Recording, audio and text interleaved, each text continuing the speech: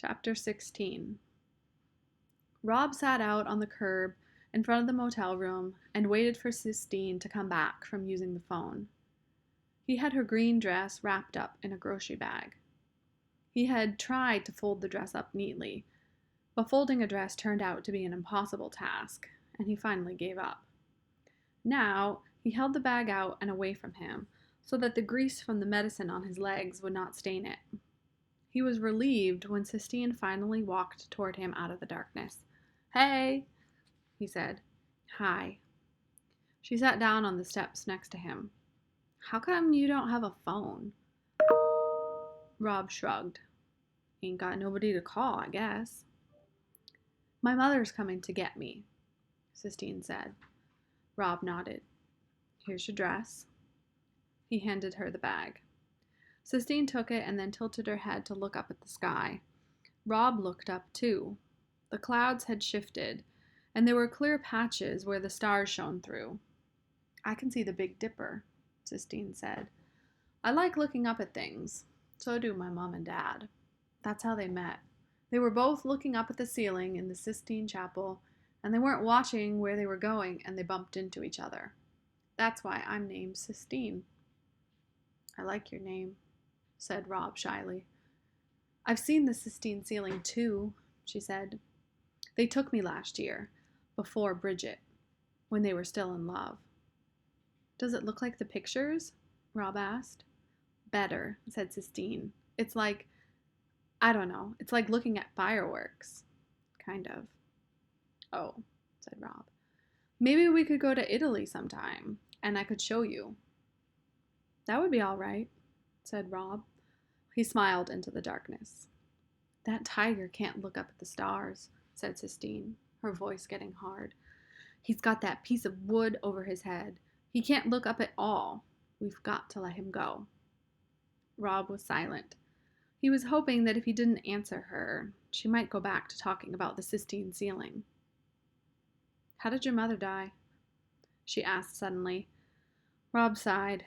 He knew there was no point in trying not to answer. "Cancer," he said. "What was her name?"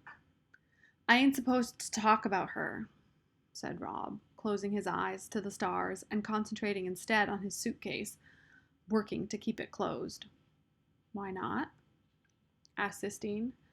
"Because my dad says it don't do no good to talk about it. He says she's gone and she ain't coming back. That's why we moved here from Jacksonville. Because everybody always wanted to talk about her. We moved down here to get on with things." There was the crunch of gravel. Rob opened his eyes in time to see the headlights of a car sweeping over them. "That's my mother," said Sistine.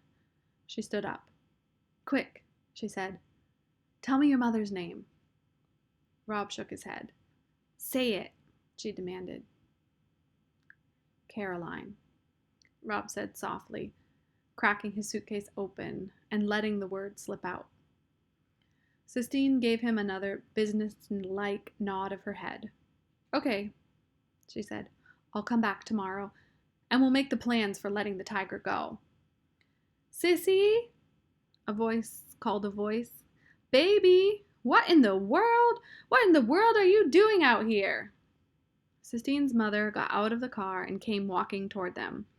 She had on high heels, and she wobbled as she walked in the gravel parking lot of the Kentucky Star.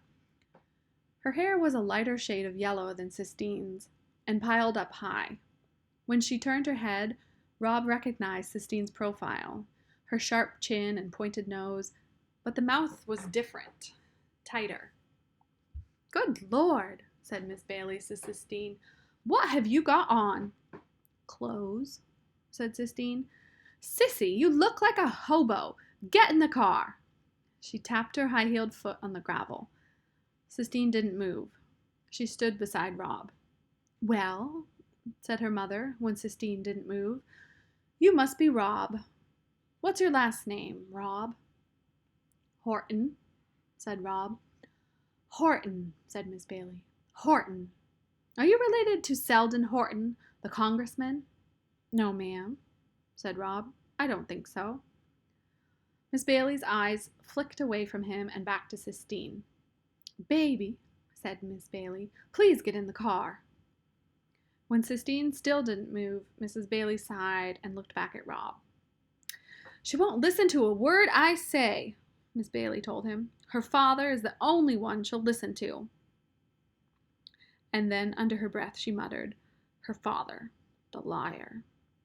Sistine growled somewhere deep in her throat and stalked to the car and got in and slammed the door.